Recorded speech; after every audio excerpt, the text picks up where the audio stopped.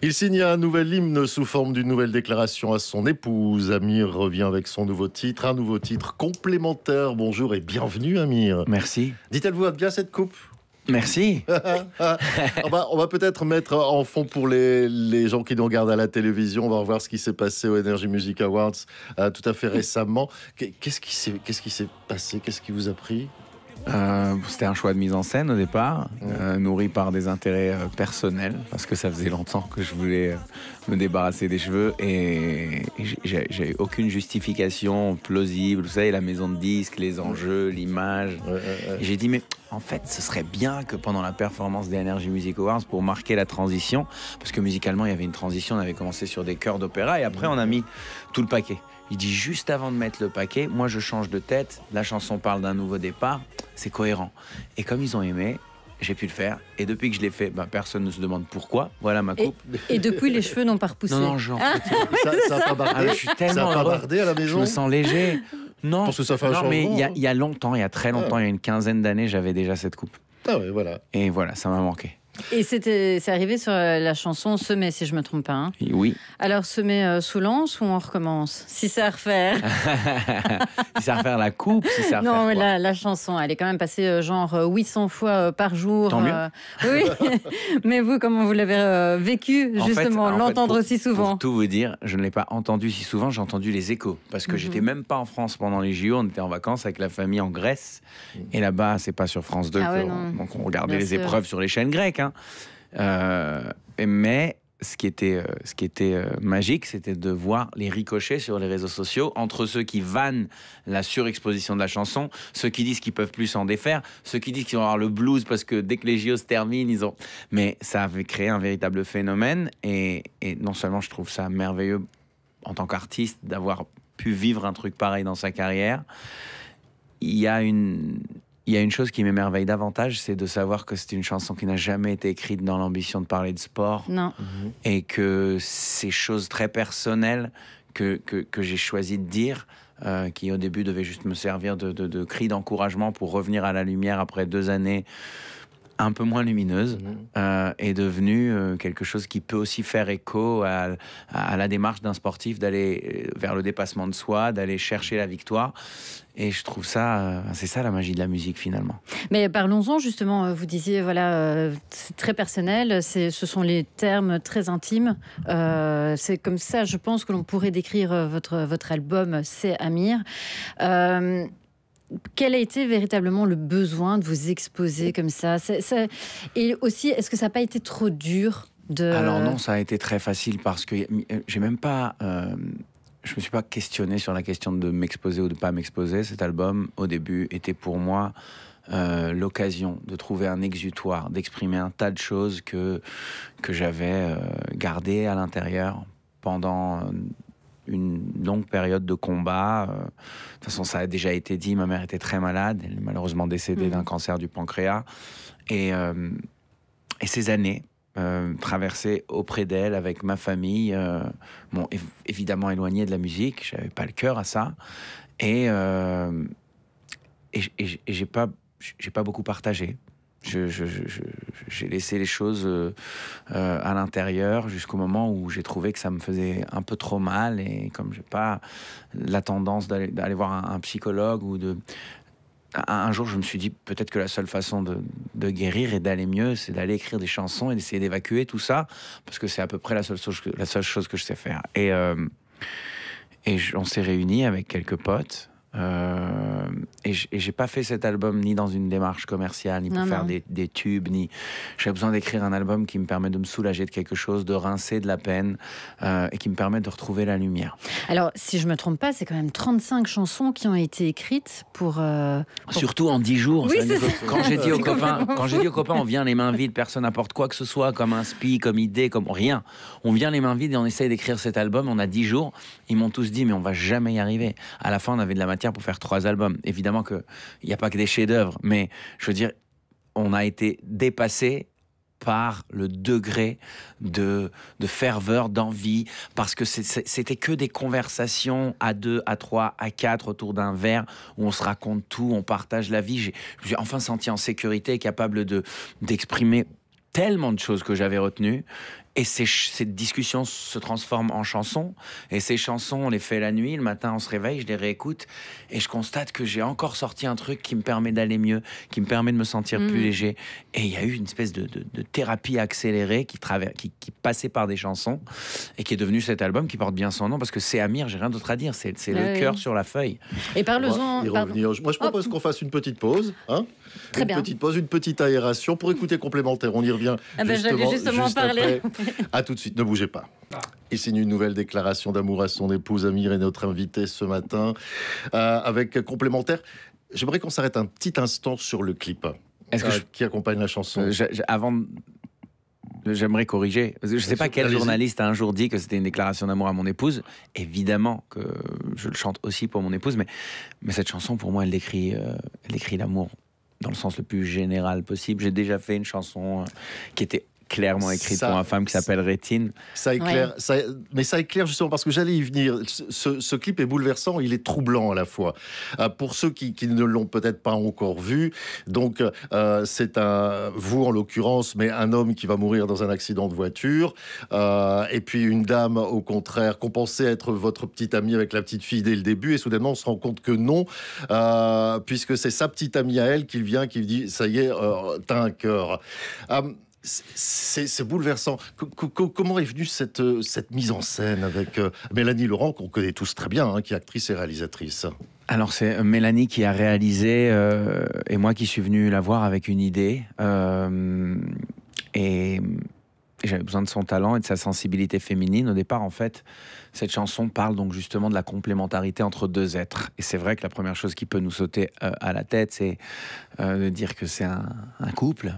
Et forcément, cette chanson parle aussi des couples, mais aussi d'être parents et aussi d'être meilleurs amis. Mais je me suis dit, est-ce que la complémentarité pourrait aller et pousser la poésie jusqu'à dire que deux personnes qui ne se connaissaient pas du tout, un jour, par rapport à un événement, deviennent complètement indispensables l'une pour l'autre. Est-ce qu'une personne peut continuer à vivre dans quelqu'un d'autre et devenir complémentaire jusqu'au sens biologique du terme? Et bon, c'est peut-être lié à des choses, enfin, mes études, mon parcours, mes sensibilités, mais le monde médical, ça fait partie de ma vie, de moi et de mes références. Et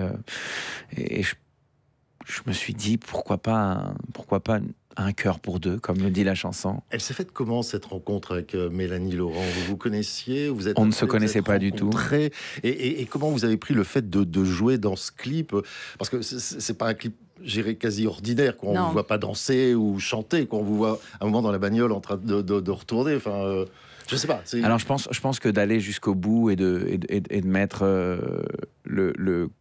le jeu, de mettre les cascades, de mettre tout l'aspect cinématographique, c'est beaucoup les initiatives de Mélanie, et elle qui m'a donné confiance parce qu'elle y croyait. Et la rencontre avec elle s'est passée au début autour d'une discussion générale. Avant même que je lui propose spécifiquement cette chanson et de réaliser le clip, on s'est parlé de la vie, on s'est parlé d'art, on s'est parlé de musique et de cinéma, et on a fait connaissance. C'est un coup de fil qui a duré un bon temps. On a dû se parler 2 ou 3 heures. Et c'était la première fois, en fait, bien avant que l'album ne sorte, que je sentais que je présentais un autre artiste qui peut comprendre la démarche, d'aller tenter des choses, de dire fuck à tout et de faire quelque chose qui révolutionne une carrière, qui révolutionne une parole. Et c'est mon ressenti autour de cet album. Et je pense que Mélanie, qui est une artiste plus expérimentée que moi, a déjà vécu des cycles et des révolutions dans sa carrière de comédienne et de réalisatrice. C'est une femme qui prend des risques. Et quand on a compris qu'on arrivait à s'entendre, je lui ai présenté cette idée-là, de faire un clip sur un couple qui n'en est pas un, mais c'est ce qu'on va essayer de faire croire aux spectateurs. Et un beau jour, il y en a un qui meurt, il y a un choc, et en fait ça devient une bonne nouvelle parce que cette femme qui ne le connaissait pas du tout et qui n'est pas du tout sa femme va vivre grâce à son cœur. Un choc, il est pour nous aussi quand on le regarde la première fois, vous savez, c'est surprenant. Un autre clip qui est magnifique, c'est celui de Supernova, si je peux me permettre. Cette chanson, elle est tout simplement magnifique. C'est une chanson, donc je le dis pour nos auditeurs, c'est une chanson dans laquelle vous parlez des massacres et de l'attentat du 7 octobre. Comment vous êtes parvenu à transposer les émotions en musique? Parce que ça ne doit pas être évident non plus. C'est pas évident du tout.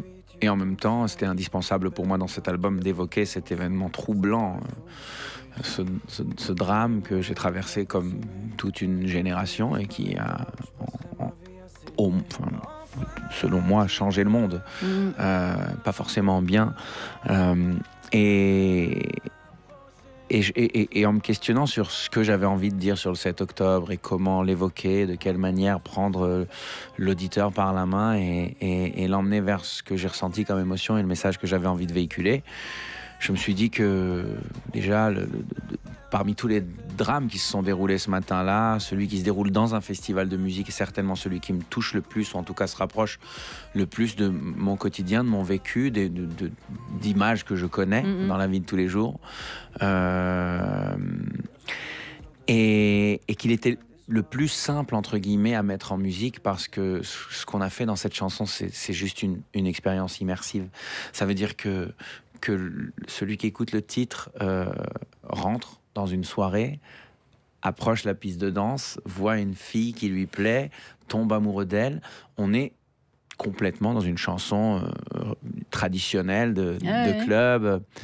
Et j'ai voulu choquer à ce moment-là, en fait. J'ai voulu que pendant qu'on se croit dans un endroit très sécure, dans une situation qu'on connaît, une situation qui pourrait être agréable, intervient soudain un son d'alarme et radicalement le paradis se transforme en enfer. Parce que c'est ce qu'ont ressenti ces gens-là qui étaient en train de se réveiller à l'aube, en fin de fête. Vous voyez les premiers rayons de soleil, ils étaient encore ivres, encore en train de danser, encore amoureux. Et soudain, des terroristes de partout qui tirent et qui tuent plusieurs centaines de personnes et qui en kidnappent plusieurs centaines d'autres. Et ce drame, cette bascule, j'ai voulu l'illustrer dans une chanson qui fait exactement ça, qui donne l'impression que tout va bien, et puis soudain on est très oppressé par les sons qu'on entend, par l'injonction courez, il n'est plus l'heure de faire la fête. Et je me suis dit que si on est troublé par cette chanson, on ressent à minima ce qu'ont ressenti les gens ce jour-là, et peut-être qu'on serait capable d'y être sensible, parce que c'est un monde où tout va vite et on oublie très très vite les choses qui se sont passées. Et moi, j'avais besoin d'immortaliser ce 7 octobre et ce festival au travers d'une chanson. Et finalement, dans cet album, c'est Amir, vous passez un petit peu par toutes les émotions. Hein. Il y a une chanson, si je ne me trompe pas, qui est où vous parlez de votre maman.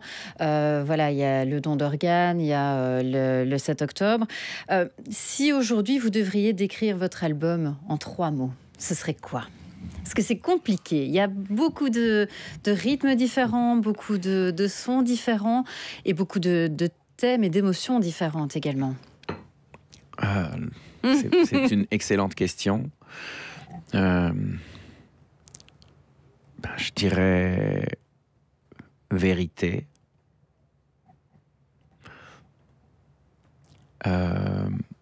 maladie et guérison.